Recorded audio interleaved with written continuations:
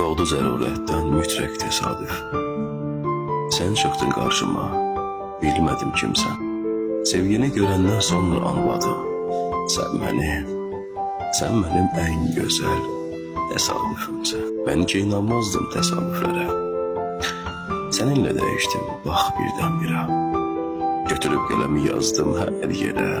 Sən mənim ən gözəl təsadüfümsən. Mənə uzadaraq sən öz əlini yaşatdığın sevginin ən gözəlini. Gün boyu bir cümlə tutur dilimi. Sən mənim ən gözəl təsadüfümsən. Sanki bənəfşələr sənə baş əyir. Gül gülə baş əyməz, bunu kim deyir?